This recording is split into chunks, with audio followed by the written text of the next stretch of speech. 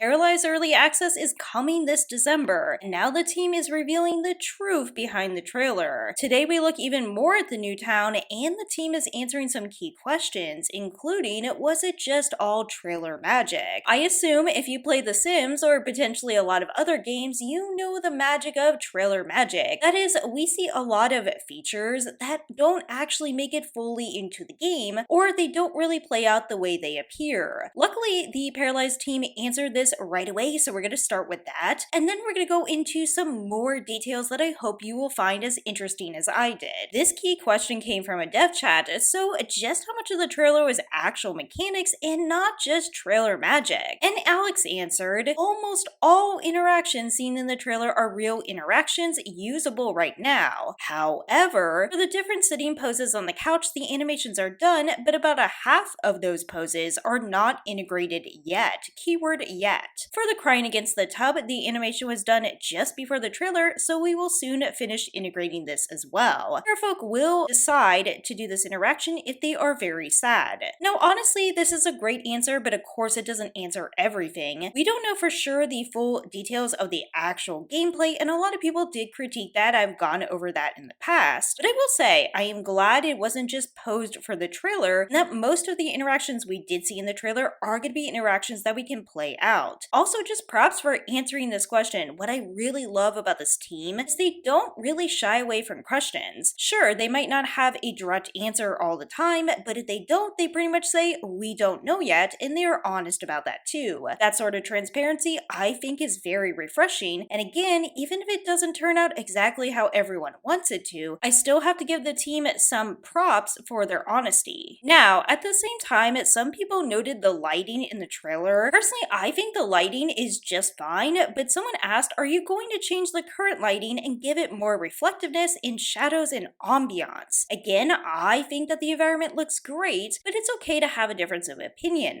Now, Alex was pretty firm on this. He said, thank you. Glad you're excited, but the lighting will not change much before release. However, they are always tweaking the color of the lamps, the intensity, etc. Possible the lighting systems will be improved further in the future. Let me know what you think in the comments below. I'm the kind of person, I don't even use reshade, so I just don't have a strong opinion on this. I do know that this is important for some people, but I think it looks like a good balance so far. And of course, they can make extra adjustments as they need to in the future. And at the same time, some people were curious about the release date. I know some people wanted it even sooner. Personally, I'm glad it's in December because it makes me feel it's not going to be as rushed, while other people are hoping for sooner, like I said. However, this person said, December 8th release date. Is there any reason you decided on that date specifically? They said, looking at the remaining work to be done, we knew it would be at the end of the year. This date gives us enough time to fix real urgent bugs and issues before the holidays when everyone is on vacation, and it was about 6 months after the announcement. This sounds reasonable. I just hope they're not rushing themselves too much. I know they made a promise to release this year, but personally, I would have been even okay with one delay. On the other hand, I do know that delays cause issues in terms of overall trust, so I can't really say if they made a good decisions or not before actually seeing what they come up with. It is early access, but it's important to make a good first impression. Overall, I am hopeful they played it cautious and they did their due diligence, and we will get, of course, not a perfect game and not a finished game, but a good, solid foundation, which is really all I'm hoping for. At the same time, I have mentioned that I think they need to market a little bit more as they head closer to early access, but the team is pretty busy, and I understand if they don't do tons more in terms of that. I think just a little teaser right before it drops would be great, but of course I do think the early access trailer was fantastic. But the question is, just how long does it take to make something like that? And it will maybe surprise some of you. Alex said for the early access trailer, it took around 6 weeks in total, noting it was not full time because they were still working on other things in the background. They first established the mood they wanted, and then they had to plan each scene individually, and of course they split the job between different artists and animators on their team.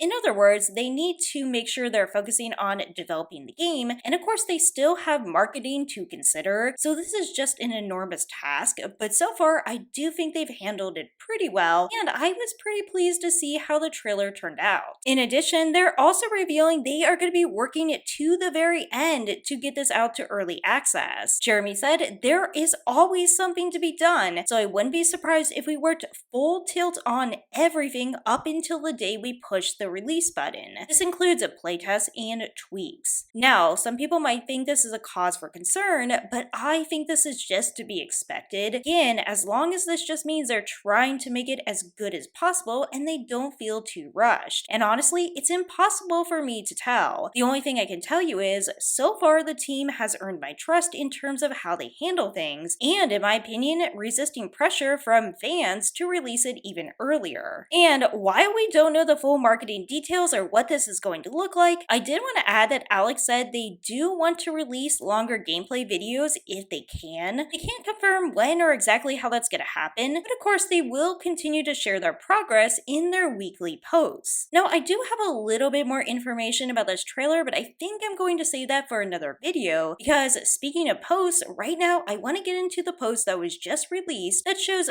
more of that new town. With this flower shop, they wanted to make a well-maintained appearance that is surrounded, of course, by plants. In these sketches in particular, they also tested other colors like blue instead of pink, but they ended up liking the pink better. You will see as we go along how this all fits into the town, the aesthetic, and also the tone they want for the town. The second shop is a hairdresser, and they purposely made a contrast to the flower shop because they're going to be right together. It is pretty and trendy and also slightly more dated. And as you can see here, there's a plaza side and also a street side. You can also see how they're looking at the display windows, the railing, the windows, and of course a nice bench. As they further note, all in all, the building is in good shape. In this case, they had nothing on display on the plaza, so they added a bench so customers could wait outside. The barber poles and color schemes were also a must. So again, they're thinking about the space overall. You're not just thinking about the building in isolation, and also they're thinking about how can we make this useful within the world. And yet another insightful thing they did was add an unused building.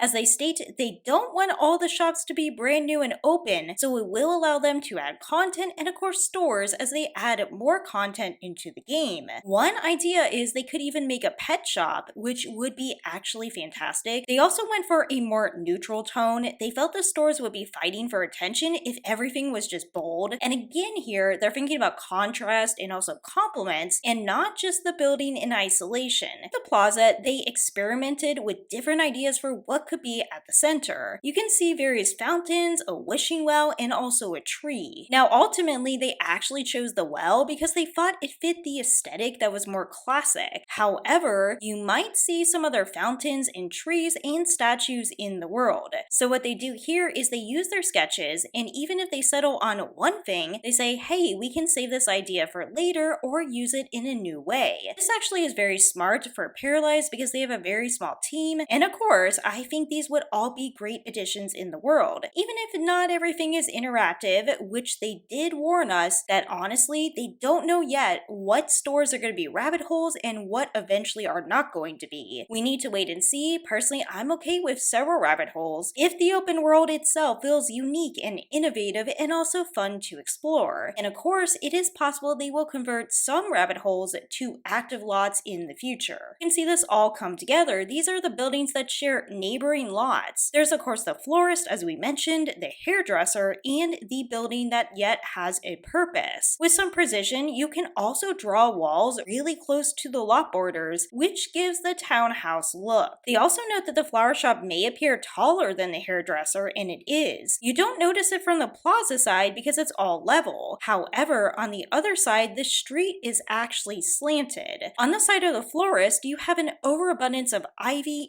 and a stairway that leads to the street. They also said, and two more exciting stuff. Potentially they are teasing some secrets in this world that we can uncover in the future. And on this roof, you actually have a terrace that is used to grow plants with a little greenhouse. Again, I'm not sure if this greenhouse is actually functional. We'll have to wait and see. But if they add that, that is a fantastic addition right away. Not just for builders, but of course hopefully eventually for gameplay too. And most of this is decorative, but it is absolutely lovely, and as I've said so many times, if nothing else, build mode is going to be fun. They also noted that the other building is rather unkempt and there's some stains and boarded up windows. Makes the town personally feel more realistic and lived in. What I really like about this first place is everything feels like it actually belongs, but at the same time there's enough variation that makes it interesting. And they get even more detailed here. The door has been locked until the building is bought or rented. They created a new item, newspaper pages, to board up windows. You will mostly find those in the display windows of disused shops around town. What a excellent detail. Again, not a must, I know it's extra, but this is just adding a sense of immersion and realism to the world. We also get really quickly a close-up of the plaza well. For now, the well is unused and surrounded by benches, but they do want it to be a place where paras can gather and shop together. Now, I'm not gonna lie, I'm very used to town centers and such in Worlds, but I do think this makes sense and it fits the aesthetic. And notably, as always, they did ask for people to give them ideas for other shops that the plaza can have. I'm sure we could all come up with a list of ideas, but I think they need to just do what they need to do for now. It is looking pretty good. I know they still have to fill up the world, but I am just excited to see more, honestly. And what I will say is, as I said at the beginning, I just appreciate their honesty, their transparency, and just how much we get to learn simply by following these posts. As always, thanks so much for watching, take care, and I'll see you in the next video.